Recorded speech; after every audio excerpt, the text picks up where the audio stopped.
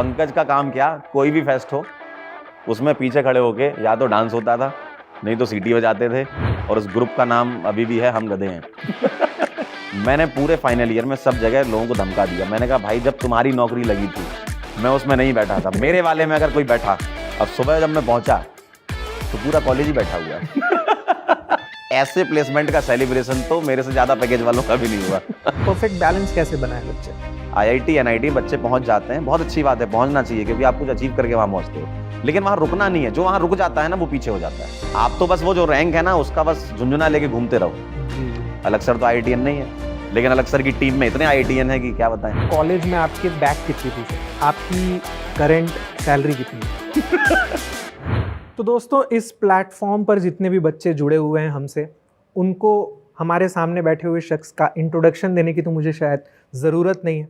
अगर आपने इंजीनियरिंग के एंट्रेंस एग्ज़ाम के लिए केमिस्ट्री पढ़ा है तो आप सब लोगों ने पंकज सर की लिखी हुई किताब भी पढ़ी होगी, उनके लेक्चर्स भी देखे होंगे। तो दोस्तों आप सीधे बात करेंगे, पंकज सर ने जो केमिस्ट्री के कॉन्सेप्ट्स आप लोगों को पढ़ा के इंजीनियरिंग में पहुंचा तो दिया, लेकिन उनकी खुद की इंजीनियरिंग की जर्नी कैसी रही और उस जर्नी से आप लोग क्या सीख सकते हैं, आप लोगों की इंजीनियरिंग की जो लाइफ है उसमें आप लोगों को क्या इंप्लीमेंट करना चाहिए, इस बारे में। तो Pankaj sir very warm welcome to you. बहुत बहुत धन्यवाद sir, thank you so much. तो सर स्टार्ट करते हैं सबसे पहले तो आपकी लाइफ की जर्नी के बारे में कि आपने इंजीनियरिंग कहाँ से की, कैसे आपकी जर्नी रही और वहाँ से यहाँ तक का सफ़र आपका कैसा रहा सर? सर देखा जाए तो पहले तो इंजीनियरिंग करने का बिल्कुल भी मन नहीं था, है ना, क्योंकि जब एक एज होती है जब आप समझ नहीं पाते हो कि क्या करना है तो उस समय आप कुछ भी सोचते हो, है ना। बचपन में सबको पायलट बनना होता है कि पायलट बनेंगे, है ना। लेकिन हुआ क्या कि जब थोड़ा और स्टार्टिंग से चलता हूँ मैं, है ना, मैं झांसी के पास में एक गांव है रानीपुर, वहाँ का रहने वाला हूँ। तो वहाँ पे कोई बहुत अच्छा स्कूल तो है नहीं, है ना। तो पापा ने क्या करा कि मैं 5th क्लास तक वहाँ पढ़ा। वहाँ पे यूजुअली क्या ट्रेंड था कि 5th क्लास में जवाहर नवोदय विद्यालय का एग्जाम हुआ करता था, तो सभी बच्चे उसमें पार्टिसिपेट करते थे और काफ़ी बच्चे उसमें से निकलते थे। मेरे सारे भाई JNV से पढ़े हुए हैं, है ना। मेरा नहीं हुआ क्योंकि मैं उतना पढ़ता भी नहीं था उस टाइम पे, है ना। तो पापा ने सोचा कि यार इसका JNV में नहीं हुआ, अब क्या करेंगे, यहाँ तो स्कूल नहीं है। तो उन्होंने मुझे भेज दिया ग्वालियर मेरी बुआ जी के पास, है ना। तो मैं वहाँ रहता था, 6th क्लास से वहाँ पढ़ना चालू करा। 6th 7th 8th 9th 10th मेरी वहाँ निकली। 4 साल ग्वालियर में मैंने एक स्कूल था बड़ा अच्छा सा, वहाँ से पढ़ाई की मैंने करियर्स कॉन्वेंट से। फिर उसके बाद 11th में पापा ने सोचा कि यार अब ये 10th तो यहाँ से कर ली इसने, इसको तैयारी करवाते हैं JEE की। और इसी दौरान मेरे जो बड़े भाई थे वो IIT में क्वालिफाई कर चुके थे, है ना। मेरे 3 भाई हैं, उसमें से एक डॉक्टर है और बाकी 2 IITian है। अच्छा। मैं ही IITian नहीं हूँ। तो घर में बहुत दबाव भी रहा है हमेशा। एक भाई IIT कानपुर से पढ़ा हुआ है, एक भाई IIT खड़गपुर से पढ़ा हुआ है, और जो भैया हैं वो MP के नंबर 1 कॉलेज MGM इंदौर से पढ़े हुए हैं, मेडिकल उन्होंने की है। तो घर पे काफ़ी थोड़ा मतलब मेरे अंदर ही था, पिताजी की तरफ से कभी नहीं रहा कि तुमको ये करना ही है, लेकिन मुझे ऐसा लगता था कि यार मेरे भाई इतना सब कुछ कर रहे हैं, है ना, नाम है उनका घर में और आसपास समाज में तो हो ही जाता है नाम जी। जब सिलेक्ट हो जाते हैं अच्छे कॉलेज में चले जाते हैं जी। मैं उस समय तैयारी करने के लिए कोटा गया, लेकिन जब मैं वहाँ गया तो मुझे कोटा का एटमॉस्फेयर बहुत अच्छा नहीं लगा, है ना। काफ़ी बच्चों को अच्छा लगता है जी। एक तो क्या है, मुझे थोड़ी सी वो हो गया कि यार वहाँ जाते ही मैं थोड़ा बीमार हो गया, है ना, पानी खाना ये सब से मुझे अच्छा मतलब फील नहीं हुआ कि मैं आगे कुछ करूँ, है ना। तो 2 महीने 4 महीने पापा ने देखा कि यार क्या चल रहा है, मतलब हेल्थ मेरी डाउन हो गई थी उस टाइम पे काफ़ी, और खाना पीना सूट नहीं कर रहा था। क्लासेस में उतना ध्यान से मैं पढ़ता नहीं था क्योंकि क्लियर विजन नहीं था कि आगे यही करना है ना। पिताजी ने भेज दिया, चले गए कोटा। फिर पापा ने सोचा कि यार अब ये पढ़ तो है नहीं रहा यहाँ पे और ऊपर से हेल्थ भी ख़राब हो रही है। पिताजी थोड़ा सा हेल्थ को लेकर के ज़्यादा कॉन्शियस रहते हैं कि भाई शरीर पहले है, बाकी चीज़ें बाद में है। तो उन्होंने मुझे घर बुला लिया। अब मैं घर गया तो थोड़ा 1 आध महीना बैठा, सोचा कि क्या करना है। उन्होंने पूछा पंकज क्या करना है, तो मेरे भाई का उस समय फाइनल ईयर चल रहा था IIT कानपुर से, है ना, जो ऊपर वाले भाई हैं मेरे। तो उन्होंने बोला कि भैया वहीं है कानपुर में ही, फाइनल ईयर उनका स्टार्ट हुआ है, तुम कानपुर से जाके तैयारी कर लो और भैया तुम्हें देखते भी रहेंगे, है ना। तो मैंने कानपुर से जाके तैयारी स्टार्ट करी और मुझे कानपुर जाके एटमॉस्फेयर सूट कर गया। होता है ना, अलग जगह का माहौल रहता है, मुझे वहाँ अच्छा लगने लगा, है ना। मैं क्लासेस में जा रहा हूँ, पढ़ाई कर रहा हूँ, मतलब वो एक फील सी डेवलप हो गई। जो हमारे टीचर्स थे वो बहुत अच्छा पढ़ाते थे और उन्होंने बहुत इंटरेस्ट भी डेवलप किया। हर एक बच्चे के कुछ टीचर्स होते हैं ना फेवरेट, तो मेरे भी टीचर थे। निर्मल सर हैं जो अभी वहाँ पे पढ़ाते भी हैं, है ना, अभी भी पढ़ा रहे हैं वो। उनको देख करके मुझे लगा कि यार मेरे को इन जैसा बनना है। मतलब एक अंदर से फीलिंग आती थी कि यार ये सर बहुत ज़बरदस्त पढ़ा रहे हैं, इन्हीं जैसा मैं बनूंगा। एक फीलिंग डेवलप हो गई थी जी। तो ऐसा भी होता था कि फिजिक्स की क्लास 8 बजे हो रही है, केमिस्ट्री की 11 बजे हो रही है, लेकिन मैं सुबह 8 बजे किसी और बैच की केमिस्ट्री भी उनकी अटेंड करता था और 11 बजे वाली भी केमिस्ट्री अटेंड करता था, क्योंकि वो सारा पढ़ाते थे, फिजिकल, ऑर्गेनिक, इनऑर्गेनिक, तीनों चीज़ें। तो 11 बजे ऑर्गेनिक पढ़ाते थे तो उधर फिजिकल पढ़ाते थे, इस तरीके से चलता था वहाँ पे। तो मुझे काफ़ी मज़ा आने लगा केमिस्ट्री में, इंटरेस्ट डेवलप हो गया, लेकिन उस चक्कर में मेरा फिजिक्स का इंटरेस्ट एकदम खत्म हो गया कि फिजिक्स को कैसे करूँ मैं, क्योंकि मुझे इंटरेस्ट ही डेवलप नहीं हो पाया। तो उस तरफ मेरा झुकाव ज़्यादा हो गया था केमिस्ट्री की साइड। लेकिन फिर जब देखा मैंने कि यार आईआईटी में तो सब चीज़ें चाहिए होती हैं, तैयारी तो आईआईटी करने गए थे, लेकिन फिजिक्स कभी समझ ही नहीं आ रही थी। तो मैंने भैया से बात की, मैंने कहा भैया मेरी फिजिक्स हो नहीं पा रही है, और भैया की फिजिक्स बहुत ताबड़तोड़ थी। भैया की फिजिक्स इतनी ज़बरदस्त थी कि उनके 60 नंबर का जो वो होता था ना, रिटर्न वाला पेपर जब होता था 2004 वाला, उस टाइम पे उनके 58 नंबर आए थे फिजिक्स में 60 में से, और उस समय बहुत बड़ी बात थी, बहुत बड़ी बात, कि सब्जेक्टिव पेपर में 58 नंबर लाना, है ना। तो उनकी फिजिक्स बहुत अच्छी थी, उन्होंने थोड़ा कोशिश की मेरे को समझाने की कि फिजिक्स को फील करो, ऐसे करो वैसे करो। मैंने कहा केमिस्ट्री से इंटरेस्ट हट ही नहीं रहा, तो मैं फिजिक्स में कैसे लगाऊं। एक होता है ना, आप एक जगह से इंटरेस्ट हटे थोड़ा बहुत, तब तो दूसरी जगह दिमाग लगाओ। तो कह रहे हैं कि यार अब कैसे करोगे। मैंने कहा ट्राई करते हैं, थोड़ा बहुत पढ़ना चालू करा। ठीक है, मुझे 11th वाला पोर्शन ज़्यादा डरावना लगता था, 12th वाला पोर्शन रिलेटिवली ईजी लगता था, कैपेसिटेंस और इंडक्टेंस ये सब जो था। तो मैंने क्लास 12th थोड़ा सा पढ़ना चालू करा, थोड़ा थोड़ा इंटरेस्ट डेवलप होने लगा। क्लास 12th की फिजिक्स 11th में नहीं हुआ, 12th में हो गया कि कुछ अच्छा लगने लगा, इलेक्ट्रोस्टैटिक के सवाल लगाने लगे हम, है ना। उस तरीके से थोड़ा इंटरेस्ट डेवलप हुआ। फिर उसके बाद पेपर जब आया तो पेपर दिया, कुछ नहीं बना पेपर में, 4 ही नंबर आए थे इसमें फिजिक्स में। और केमिस्ट्री का सारा अटेम्प्ट कर दिया मैंने, केमिस्ट्री में 72 नंबर के आसपास मेरे बने थे उस टाइम पे, है ना। तो मतलब अंदर से फीलिंग आई कि यार मैंने केमिस्ट्री में इंटरेस्ट दिखाया और उसमें मेरे बहुत अच्छे नंबर आए थे, है ना। तो मुझे लगा कि यार केमिस्ट्री में कुछ आगे कर सकता हूँ मैं। फिर उसी समय पैरेलली यूपीटीयू का पेपर होता था, है ना। पहले बहुत सारे अलग अलग मतलब अप्रैल का हर संडे, मई का हर संडे पेपर ही हो रहा है ना। पहले एक सिंगल पेपर तो होता नहीं था, तो हर संडे बिजी रहते थे बच्चे उस टाइम पे पेपर देने में। तो यूपीटीयू का मैंने पेपर दिया, उसमें मैंने सेट कर लिया कि भाई फिजिक्स मेरी कमजोर है, लेकिन मैंने पिछले 10 साल के सवाल ही याद कर लिए, क्वेश्चन विद आंसर सब, और थोड़ा बहुत कॉन्सेप्ट फॉर्मूले बेस्ड, है ना, कि जहां फॉर्मूले लगा करके मैं आंसर निकाल लूं तो वो वाले सवाल में कर लेता था।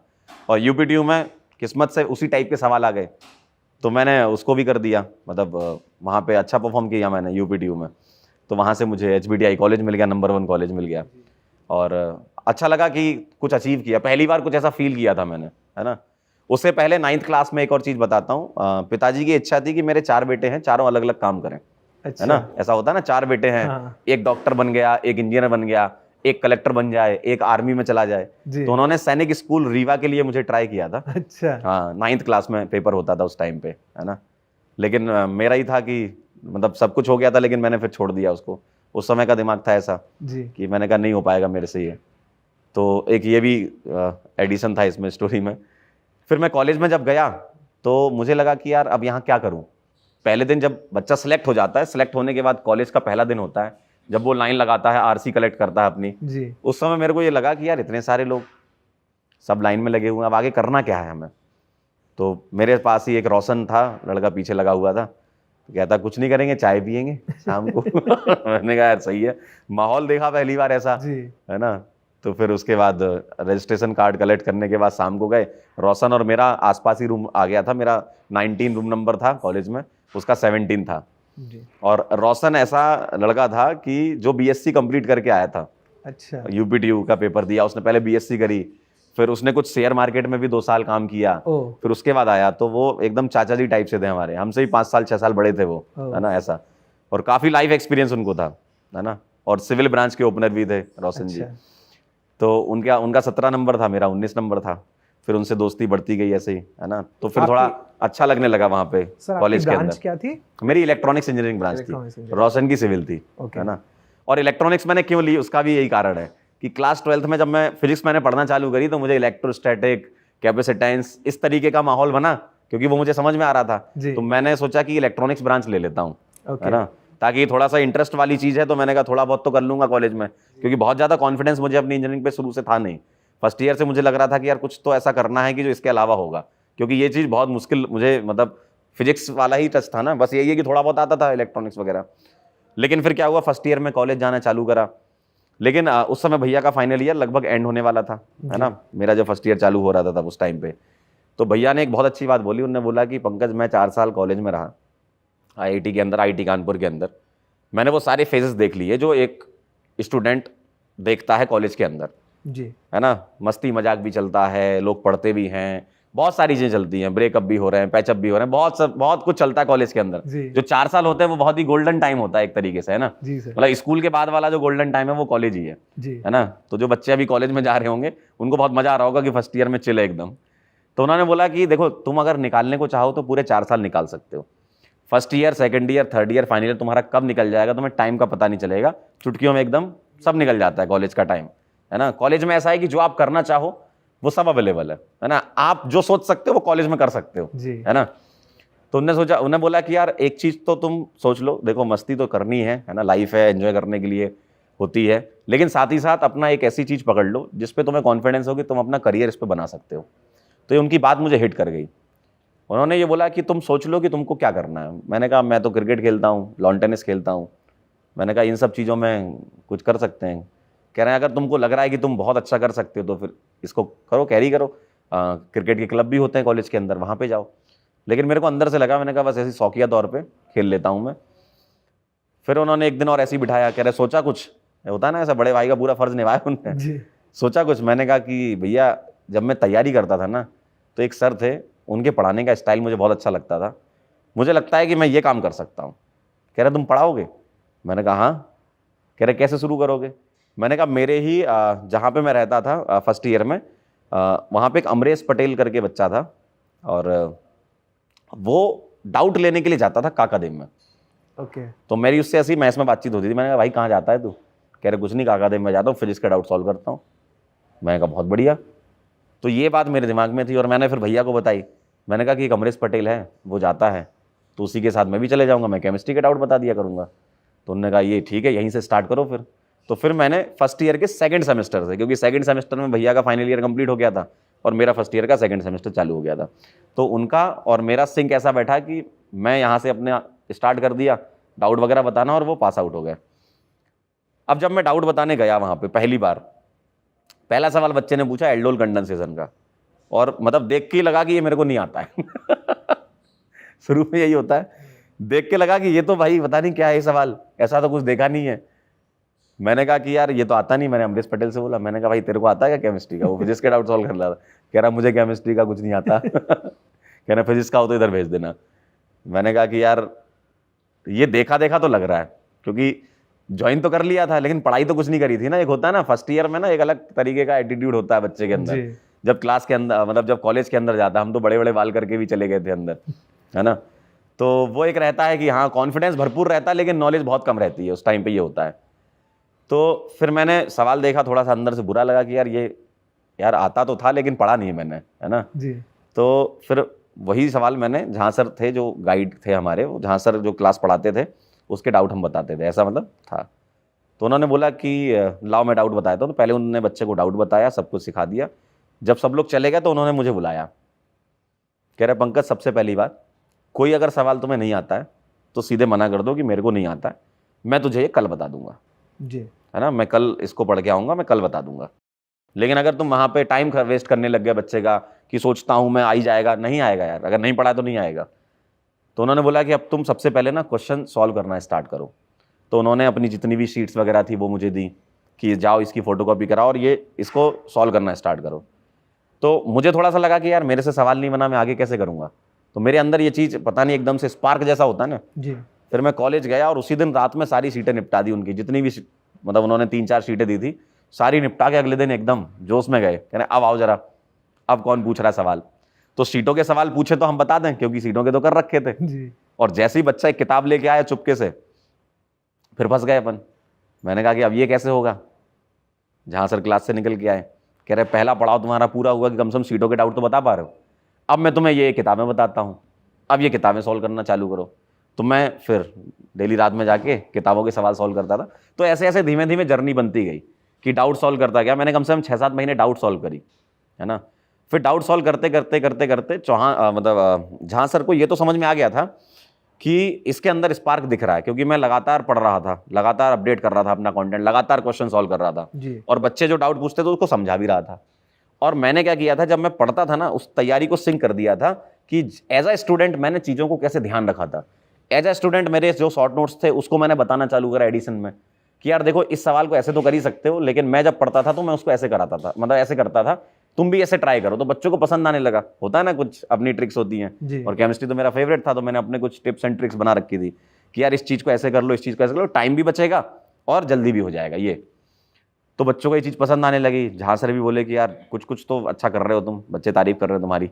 धीमे धीमे बन जाता है ना, 5-6 महीने बच्चों को डाउट बताओ, और लगभग ऐसा नहीं कि 100% डाउट, 90% डाउट सॉल्व हो जाते थे। जो नहीं होता था मैं बोल देता था कि यार ये चीज़ ना कल बता दूंगा मैं, मुझे आती नहीं है, क्योंकि ये सीख लिया था सबसे पहले।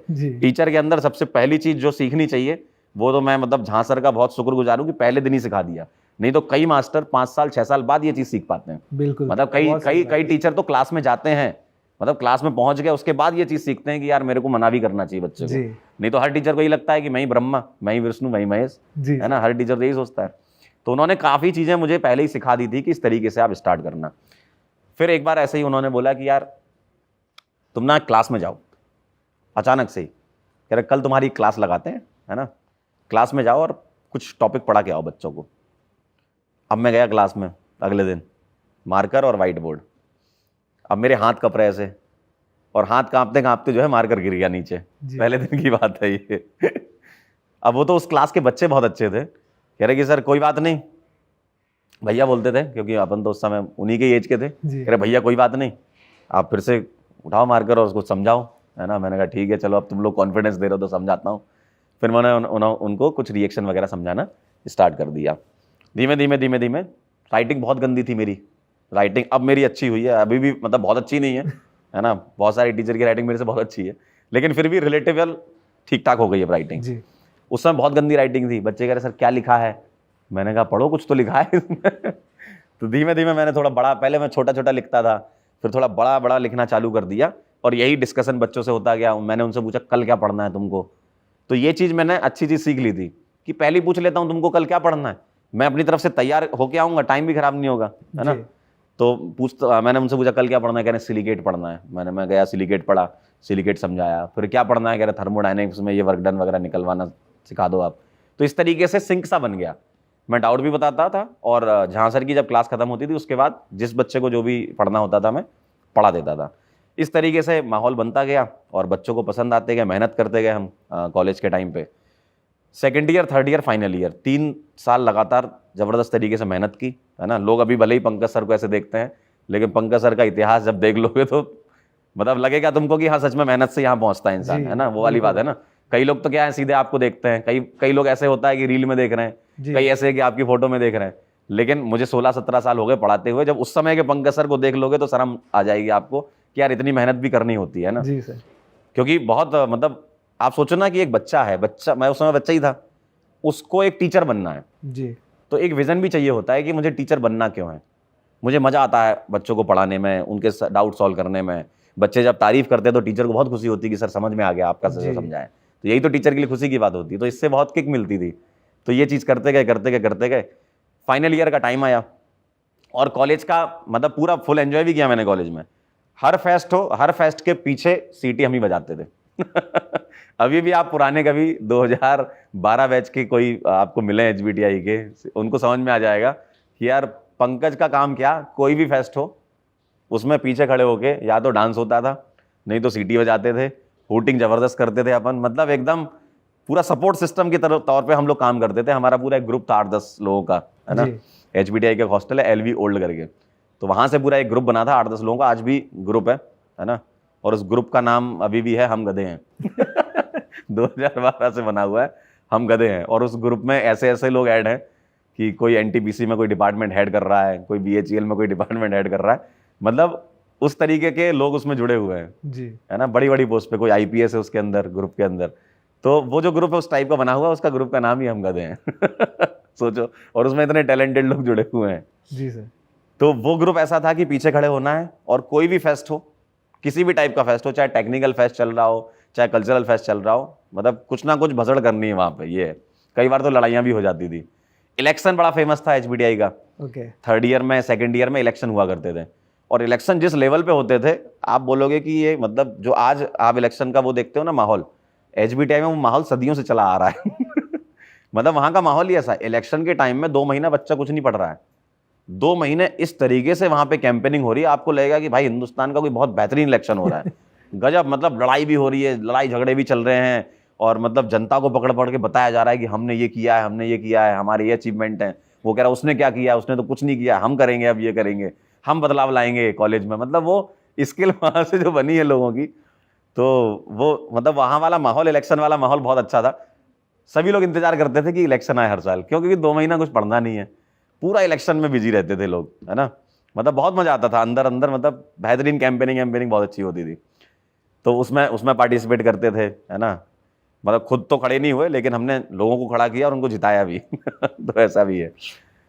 तो वहाँ का बहुत अच्छा माहौल था। फिर आगे बढ़े, फाइनल ईयर में पहुंचे, सेकेंड थर्ड ईयर इलेक्शन में निकल गए, कॉलेज में जो मस्ती मजाक होता है वो सब करते रह गए। एक सब्जेक्ट था जो मुझे बड़ा पसंद आया, थर्ड ईयर में आया था, digital electronics, okay. Digital electronics. पता नहीं मेरे दिमाग में ऐसा बैठ गया था कि पूरा कॉलेज मेरे से पढ़ता था। मैं सुबह 4 बजे उठता था, 4:30 बजे मैं किसी दोस्त को पढ़ा रहा हूँ, 5 बजे किसी और को पढ़ा रहा हूँ, 5:30 बजे किसी और को पढ़ा रहा हूँ। मतलब ऐसा माहौल बन गया था मेरा कि डिजिटल इलेक्ट्रॉनिक्स के मेरे नोट्स थे ना, उसमें लिखा हुआ था सुबह तड़के 4 बजे मतलब जिसको पढ़ाता था मैं लिख देता था कि इस समय मैंने तेरे को पढ़ा, इस समय। तो वो एक सब्जेक्ट ऐसा था, लैच वैच और बहुत सारे ओपन बहुत अंदर अंदर बहुत सारी चीज़ें थी उसमें। तो वो एक सब्जेक्ट था जो मैंने बड़ी शिद्दत से पढ़ा है कॉलेज के अंदर।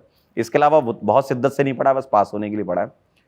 तो वो मैंने पूरे कॉलेज को पढ़ाया था उस टाइम पे, अपनी ब्रांच में, इलेक्ट्रॉनिक्स वाली ब्रांच में सबको पढ़ाया था मैंने डिजिटल इलेक्ट्रॉनिक्स। फिर इसके बाद फाइनल ईयर आया जी। फाइनल ईयर में सब लोग प्लेसमेंट में बैठना चालू कर दिए, नौकरी का टाइम था। अब प्लेसमेंट में बैठना चालू किए, तो मेरा ये फोकस था कि मेरे को किसी भी कंपनी में प्लेसमेंट नहीं लेना है, मेरा ये टारगेट था। सेकेंड ईयर से बना लिया था कि मेरे को पढ़ाना है। धीमे धीमे कंपनीज आना चालू हो गई, बहुत सारी कंपनीज आई, ट्राइडेंट आई, इन्फोसिस आई, एक्सेंचर आई, गूगल, माइक्रोसॉफ्ट, जितनी बड़ी बड़ी कंपनियां सब आती हैं HBTI में। जी। धीमे धीमे प्लेसमेंट होना चालू हुए। गवर्नमेंट कंपनीज भी आती थी, IOCL वगैरह सब, है ना। जैसे मामला आगे बढ़ा कि जब प्लेसमेंट एंड की तरफ आया, लगभग सबका प्लेसमेंट हो गया था। मेरा प्लेसमेंट मेरे ब्रांच से नहीं हुआ था। क्यों नहीं हुआ था? क्योंकि मैं बैठा नहीं था। जी। तो हमारी जो उस समय की HOD थी, रजनी मैम, बहुत बढ़िया मैम थी वो, उन्होंने बोला कि क्यों नहीं बैठ रहे हो, प्लेसमेंट में नहीं लेना, नौकरी नहीं चाहिए? मैंने कहा मैम मेरे को पढ़ाना है। कहती अच्छा कहाँ पढ़ाते हो? मैंने कहा काका देव में पढ़ाता हूँ, 3 साल हो गए मैम मुझे पढ़ाते हुए, और केमिस्ट्री ही पढ़ाऊंगा आगे जाके। कहती तो तुम्हारे लिए फिर कंपनी बुलानी पड़ेगी हमें कोई। मैंने कहा मैम देख लीजिए, क्योंकि होता है ना HOD को दिखाना होता है 100% प्लेसमेंट। जी। मेरे सारे बच्चे प्लेस हो गए, ऐसा दिखाना होता है उनको भी अपने डेटा में। जी। तो उन्होंने फिर बुलाया आकाश इंस्टीट्यूट को, मतलब उनकी रिक्वेस्ट पे आकाश इंस्टीट्यूट वाले आए। ओके। और मतलब मेरे लिए स्पेशली आए थे, और एक और मेरा दोस्त था मनोज, है ना, वो उसमें बैठा था, और एक गोपाल, 3 लोग थे जो प्लेसमेंट में इन्वॉल्व नहीं थे, उनको पढ़ाना था। जी। मनोज केमिस्ट्री पढ़ाता है, गोपाल मैथ्स पढ़ाता है। तो हम तीनों लोग थे अलग अलग ब्रांच में, ठीक है। तो उसके लिए बुलाया गया उनको, आकाश वाले आए।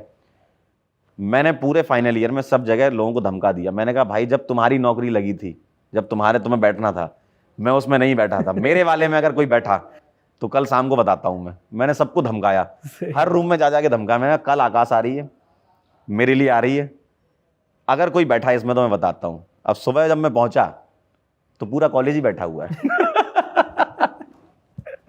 मैंने कहा धमकी का असर हुआ नहीं क्या? फिर मैंने वहां भी डायलॉग मारा, मैंने कहा तुम आ भले ही गए हो, लेकिन जाऊंगा मैं ही।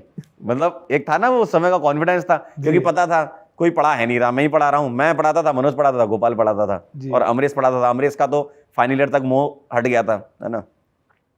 तो ये 3-4 लोग थे। हमने कहा जो हम पढ़ा रहे हैं हम ही तो जाएंगे जी। तुम कैसे चले जाओगे? बैठने को तो बैठ जाते हैं लोग, स्पेशली लड़कियां होती हैं, उनको 4-4 5-5 नौकरियां चाहिए होती हैं हमारी ब्रांच में जो लड़कियां थी उन्होंने 4-4 नौकरियां रखी, जाना एक में ही था। मैंने कहा क्यों बैठते हो? मैं समझाया उनको, मैंने कहा तो दूसरे की नौकरी क्यों खा रहे हो? कम से कम आप नहीं बैठोगे तो दूसरा बैठ जाएगा। लेकिन नहीं, एक होता है ना अलग रुतबा भी तो चाहिए लोगों को, कि 4 जगह प्लेसमेंट हुआ हमारा। जी। बाद में तो फिर धीमे धीमे रूल चेंज हो गए कि एक ही प्लेसमेंट काफ़ी है आपके लिए, जहाँ जाना है वहाँ बैठो। लेकिन मेरे टाइम पे तो बहुत गजब ही माहौल चलता, 4 नौकरी 5 नौकरियाँ हैं लोगों के पास, जाना एक ही जगह। तो मैंने कहा भाई देखो जाऊँगा मैं ही। अब रिटर्न हुआ, रिटर्न में आधे लोग छट गए। उसके बाद डेमो हुआ, उसमें आधे लोग छट गए। डेमो में एक सर थे, राहुल सर, वो आए थे, उन्होंने बोला कि कौन पढ़ाएगा। सबसे पहले मैंने हाथ खड़ा किया, अलग लेवल का कॉन्फिडेंस था उस टाइम पे। मैं कहा सर मैं पढ़ाऊंगा। मैं गया, मैंने एल्डोल कंडेंसेशन नहीं पढ़ाई, जहाँ से मेरी शुरुआत हुई थी, जो मैंने नहीं बता पाया था ना, जी वहीं से मैंने शुरुआत करी। मैंने कहा यहीं से शुभारंभ होगा करियर का। तो मैंने वही वाली रिएक्शन पढ़ाई जो मुझे नहीं आती थी शुरुआत में। तो मैंने वो रिएक्शन पढ़ा करके मैंने कहा कि बस मैंने 3 या 4 मिनट ही लिखा होगा। रिएक्शन लिखी, मैकेनिज्म लिखने ही वाला था, 1-2 स्टेप ही लिखे थे मैंने, कार्बेनाइन वगैरह ऐसे बना बना के। उन्होंने बोला आ जाओ। उन्होंने कहा आइए आपका हो गया। मतलब ऐसे उन्होंने ऐसे बताया कि यार मुझे लगा कि यार क्या हो गया, ये एकदम से होता ना, बीच में रोक दिया, चलो। कह रहे आपसे बाद में बात करेंगे हम। कह रहे नेक्स्ट। मेरी हालत खराब। मैंने कहा यार 3 मिनट भी नहीं हुए मुझे। जी एक होता ना डेमो चलता है, 10 मिनट का डेमो चल रहा है, फिर आप क्रॉस क्वेश्चनिंग कर रहे हो सवाल। 2.5 मिनट से 3 मिनट में ही उन्होंने बोला कि आप अब चलिए, हो गया आपका। अब मैं गया, मैं चला गया। हॉस्टल मेरा जो था, जहाँ पे हमारा मेन कैंपस था, वहाँ से WCH जो है वो 4-5 किलोमीटर के डिस्टेंस पे है ना। गुरुदेव एक जगह है वहाँ पे, उस जगह पे ही है वो। तो मैं अपने वहाँ चला गया हॉस्टल में। हॉस्टल के पास में एक रूम था, वहाँ मैंने ले रखा था। रूम का भी अभी किस्सा बताऊँगा कि मैं हॉस्टल में क्यों नहीं रहता था, लड़ाई हो गई थी। तो एक रूम था वहाँ हॉस्टल के पास ही, मैंने ले रखा था। मैं अपने रूम पे चला गया। मैंने कहा भाई अब हो गया, उन्होंने भगा ही दिया मेरे को, अब मैं क्या करूँगा। तो मैं ऐसे ही मतलब एकदम भारी दिल से मैंने कहा कि यार अब तो नहीं होने वाला, कुछ और करना पड़ेगा। क्या ऐसे होता है ना, थॉट आते बहुत सारे। जी सबके डेमो हुए, किसी का 10-10 मिनट। मैंने दोस्तों से पूछा फ़ोन लगा के, मैंने कहा भैया क्या हुआ। कह रहा मेरा तो 10 मिनट का डेमो हुआ। एक कहता मेरा तो 15 मिनट। मेरे से तो सवाल भी पूछे, मेरी हालत ख़राब। मैं कहा मेरे को तो 2-2.5 मिनट में भगा दिया, स्टार्ट करा और कह रहे हो गया आपका, जाइए निकलिए यहाँ से। फिर यही डेमो बहुत सारे बच्चों का था, क्योंकि रिटर्न में कुछ छट गए थे, डेमो में कुछ बच्चे आए थे, शायद 23-24 बच्चे थे। शाम को 7 बजे TNP की हेड थी आकांक्षा करके, मतलब फाइनल ईयर की थी हमारी, उसकी वो हेड बनते ना कुछ। उसने बोला पंकज कहाँ हो। मैंने कहा घर पे हूँ।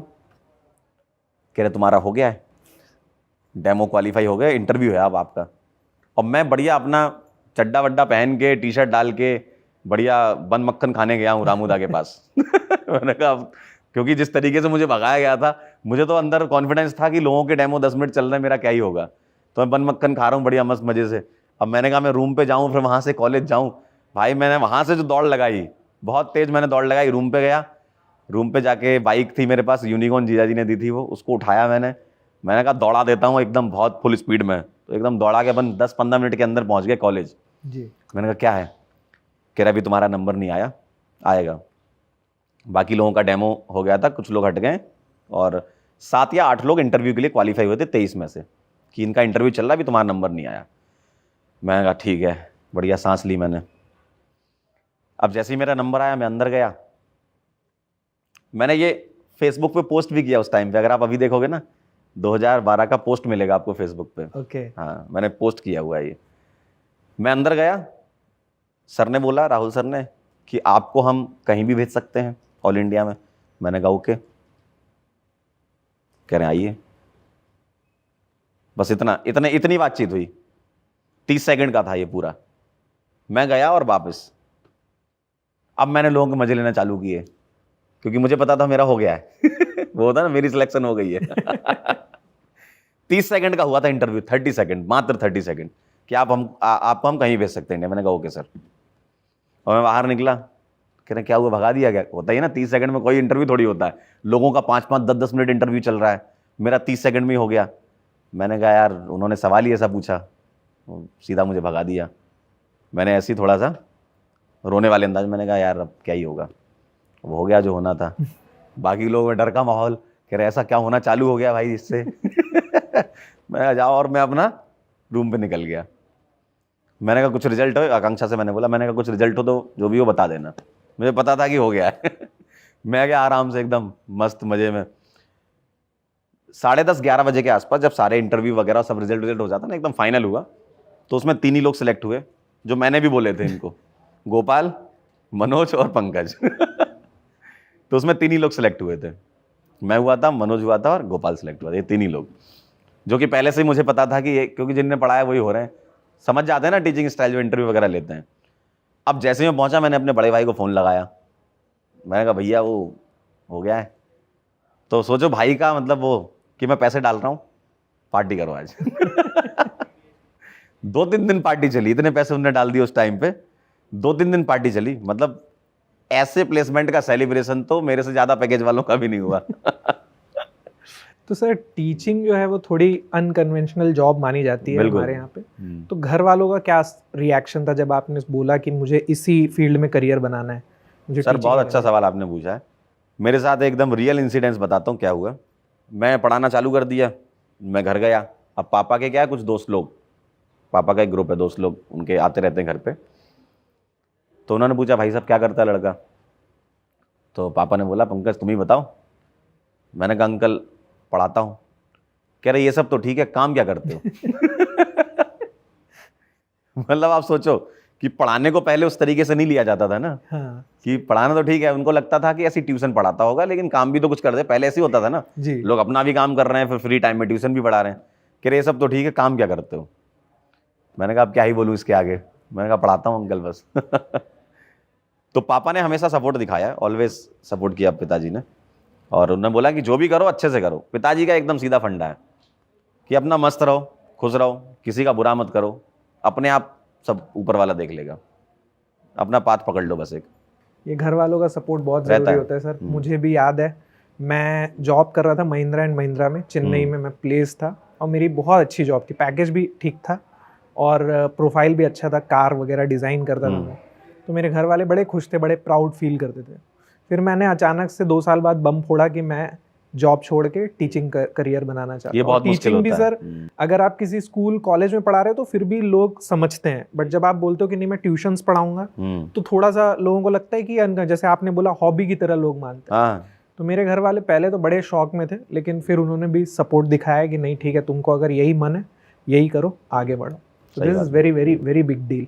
और पहले क्या सर, अपने टाइम पे ना यही था कि टीचिंग उतनी ज़्यादा फैसिनेटिंग नहीं थी ना। जी अब आजकल पीडब्ल्यू आ गया जब से, तब से देखो आप, हाँ, आज टीचर मतलब सबको टीचर बनना है। पीडब्ल्यू में इतने मतलब सीवी आते हैं, इतने लोग रिक्वेस्ट करते हैं सर टीचिंग करनी है, मैं टीचिंग करनी है। एक होता है ना, पहले लोगों को विजिबिलिटी नहीं थी कि जी। टीचिंग ऐसी होती है। जी अब क्या है, लोगों को घर घर को पता चल गया कि टीचर भी कुछ चीज़ होते हैं, है ना। जी और पीडब्ल्यू ने टीचर को अलग ही लेवल पे पहुंचा दिया है, जी तो इस वजह से विजिबिलिटी भी आई है। जी सर। सर हमारे इंजीनियरिंग के टाइम पे, जैसे आपने बताया आपने 2012 के 12 आसपास के पास इंजीनियरिंग आउट। की, मैं 2010 पास आउट हूँ। तो हमारे टाइम पे जो इंजीनियरिंग का माहौल था और आज जो आप देखते हो, क्योंकि आपके स्टूडेंट्स पढ़ाए हुए आईआईटी एनआईटी जैसे इंस्टीट्यूट्स में भी हैं, कई प्राइवेट इंजीनियरिंग कॉलेजेस में भी पढ़ कई तो रहे हैं। टीचर हैं, कुछ तो पीडब्ल्यू में भी टीचर हैं। जी तो इनकी जर्नी और आपकी जर्नी में आपको क्या क्या डिफरेंस दिखता है? आज के बच्चों में इंजीनियरिंग को लेके क्या समस्याएं देखते हो आप? मैं अगर आपको एक चीज़ बताऊं कि हमारी जो जनरेशन थी उससे ये वाली जनरेशन दिमाग से बहुत तेज है ना। जी। अब अगर ये अपने दिमाग को सही तरीके से यूज़ कर लें, क्योंकि ये स्मार्ट है, हमसे ज़्यादा स्मार्ट है, जल्दी चीज़ें सीख जाते हैं। जी एक होता ना था ना कि अपने से जो पहले जनरेशन थी वो धीमे धीमे सीखती थी, हम थोड़ा जल्दी सीखे, आगे आने वाले और जल्दी सीखेंगे, है जी ना। बिल्कुल।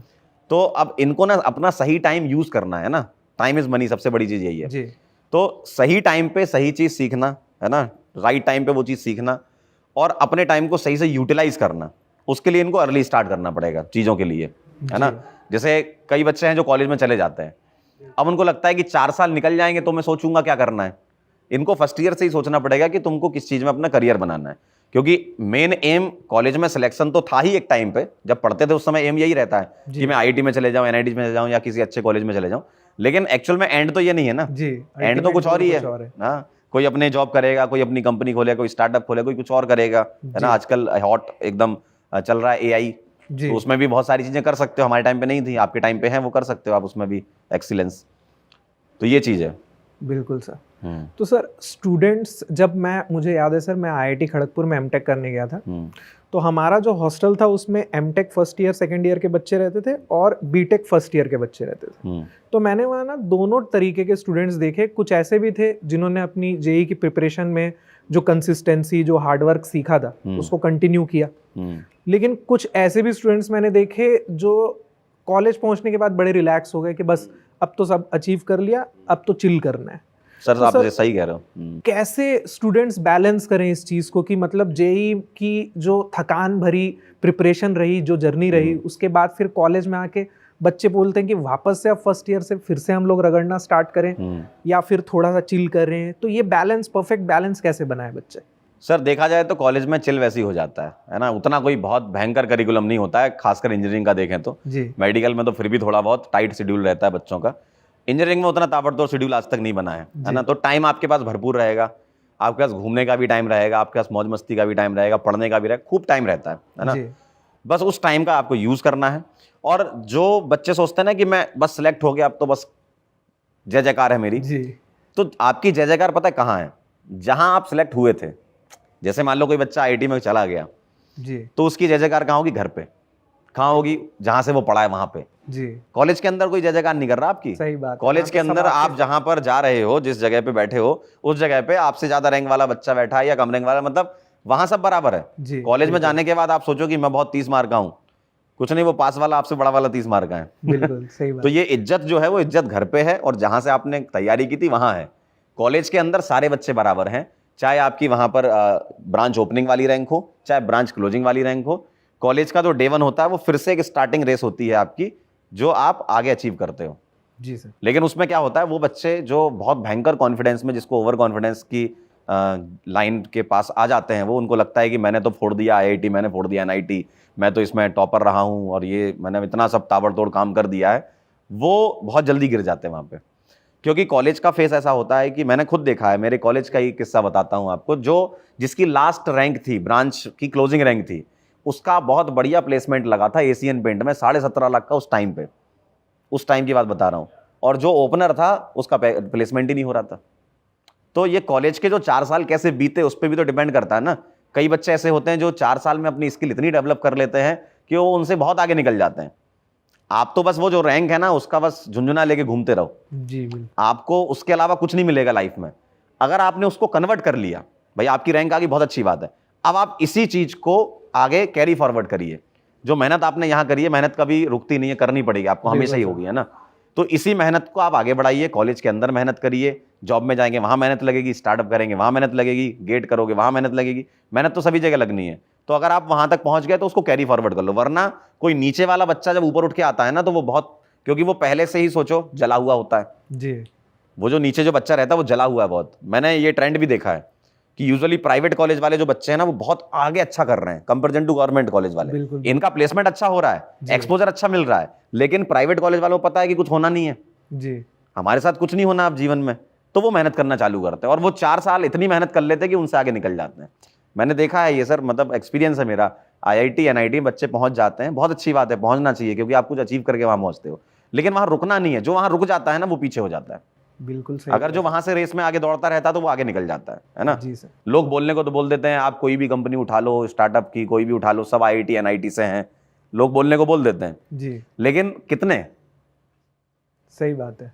हजारों बच्चे जा रहे हैं ना, जी लेकिन आप किसको गिन रहे हो, कितने गिन रहे हो आप? टॉप 1% है उसको उनको ही गिन देखते रहे हैं हो, और वो इसलिए हैं क्योंकि वो मेहनत करते हैं। हम। जी हर कोई मेहनत थोड़ी करता है। तो ये जो आईआईटी और एनआईटी का वो एक बना रखा है लोगों ने, क्या अपनी तसल्ली के लिए चीजें बना ली कि मैं कुछ नहीं कर पा रहा हूं तो बस मैं ये बोल दूं कि देखो हर फाउंडर आईआईटीएन है, हर फाउंडर एनआईटीएन है, यही बोल दूं मैं। किसी ने कोई कंपनी बना ली है, देखो आईआईटीएन ने बनाई कंपनी, तुमने क्या करा भाई, तुमने क्या करा? सही अब जैसे अपने फिजिक्स वाला का एग्जाम्पल ले लो, अलग सर तो आईआईटीएन नहीं है, लेकिन अलग सर की टीम में इतने आईआईटीएन है कि क्या बताएं। जी सही बात। मेरी टीम में बहुत आईआईटीएन है जो काम करते हैं कंटेंट में मेरे साथ। बिल्कुल। तो इसका कोई पैरामीटर नहीं है ना कि आपकी डिग्री ही सब कुछ है। जो मैं कहना चाह रहा हूं, लोग उसका गलत मतलब भी निकाल सकते हैं, सही मतलब ये है कि मेहनत करोगे तो आगे जाओगे, चाहे तुम किसी भी कॉलेज से हो। मेरा ये फाइनल स्टेटमेंट अगर मैं एक लाइन में दूं तो यही है, जी तुम्हारा आईआईटी हो, चाहे एनआईटी हो, चाहे प्राइवेट कॉलेज हो, चाहे तुम कुछ भी कर रहे हो, अगर तुम मेहनत करोगे तो तुम ऊपर जाओगे, और जाना भी चाहिए। मेहनती इंसान का ऊपर जाना बहुत अच्छी बात है सिस्टम के लिए।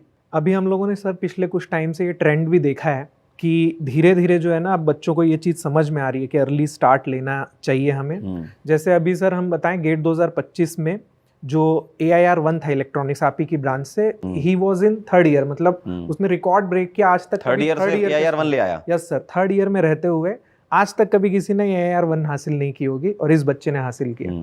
तो ये ट्रेंड मुझे लगता है अब शिफ्ट हो रहा है धीरे धीरे, अब सबको समझ में आ रहा है ये कितना ज़रूरी है कि आप IIT NIT या किसी भी कॉलेज में पहुंचे हो, वो फाइनल एम नहीं है। तो अब आपको फर्स्ट ईयर से ही करना पड़ेगा, मेहनत करनी पड़ेगी। बिल्कुल। अगर आप कॉलेज के अंदर मेहनत नहीं कर रहे हो, आप अपना रैंक का झुंझुना लेके घूम रहे हो, तो कुछ नहीं होगा, 4 साल निकल जाएंगे, आप कुछ भी नहीं कर पाओगे। जी सर।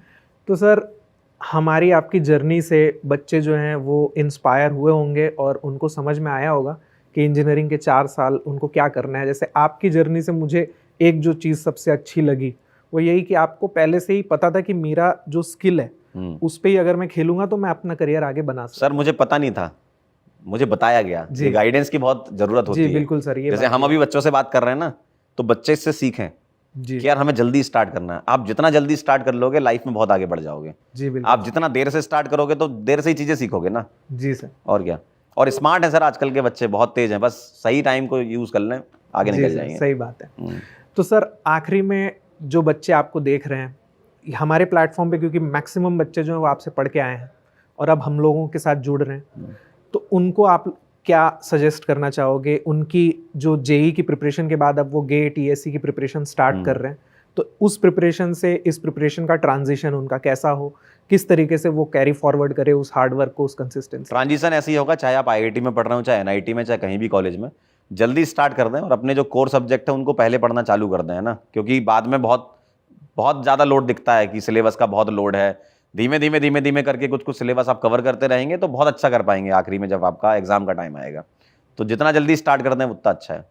तो सर आपके जो बच्चे हैं उनके कुछ सवाल हैं, तो हम चाहेंगे कि बच्चे हमारे सवाल बहुत पूछते हैं सर। हाँ बिल्कुल सर, तो इस प्लेटफॉर्म के थ्रू उनके जवाब उनको मिल जाए। ठीक तो है। सबसे पहला सवाल तो यही है कि कॉलेज में आपके बैक कितनी थी सर? बैक लगी थी मेरी, फर्स्ट ईयर में लगी थी बैक, कंप्यूटर में 2 साल लग गए थे क्लियर करने में उसको। एक ही और बैक लगना तो शुभ होता है, हाँ, एक ही बार लगी, उसके बाद तो पास होने का हमने क्या तरीका सीख लिया था ना, कैसे पास होते हैं, है ना। ओके। हमारे यहाँ ना एक बुकलेट चलती थी नवाबगंज में, केपीएच करके, उसका नाम ही था कैसे पास हो। और वो उसका ऑथर किसी को नहीं पता और सवाल वहीं से आते थे। दूसरा सवाल है सर, आपके पर्सनल लाइफ के बारे में है, आपकी लव मैरिज थी या अरेंज मैरिज? सर ये तो बच्चे देख के ही बता देते हैं कि लव मैरिज होगी।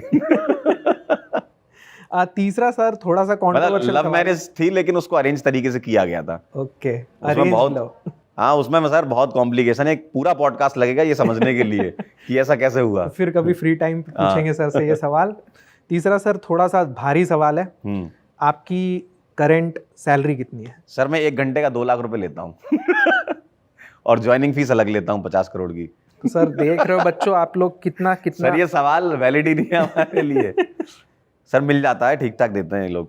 बिल्कुल सर। सर आप फ्री टाइम पे क्या करते हो, आपकी हॉबीज क्या है? फ्री टाइम पे सर कभी कभी गिटार बजाता हूँ और लॉन टेनिस खेलता हूँ। लॉन टेनिस मैं कॉलेज से ही खेलता हुआ आ रहा हूँ और काफ़ी अच्छा गेम लगता है, मज़ा आता है खेलने में, हॉबी है। तो किसी दिन आपसे पॉडकास्ट में गिटार भी बजवाएंगे। सर बिल्कुल बिल्कुल बजाएंगे ना, अभी है नहीं तो अभी बजा देता। सर एक बच्चों की ये भी रिक्वेस्ट है, आप अपने शायराना अंदाज में अगर उनके लिए कुछ बोल सके 2 लाइनें। शायराना अंदाज में सर बच्चों के लिए बहुत अच्छी लाइन है सीखने के लिए कि बिजली सी तेज रफ्तार बनना है, याद रखना दोस्त तुझे तलवार बनना है। आईआईटी कर, नीट कर, गेट कर या कर कुछ भी, पर एक शानदार इंसान बनना है। बहुत बढ़िया सर, बहुत बढ़िया। ये जो लाइनें हैं ये भी बच्चों को बहुत इंस्पायर करेंगी। तो thank you so much sir, आपने अपना कीमती टाइम दिया। मुझे लगता है कि ये पॉडकास्ट से बच्चे बहुत कुछ सीखेंगे, बहुत इंस्पायर होंगे। बिल्कुल, thank you so much sir. धन्यवाद सर, थैंक यू।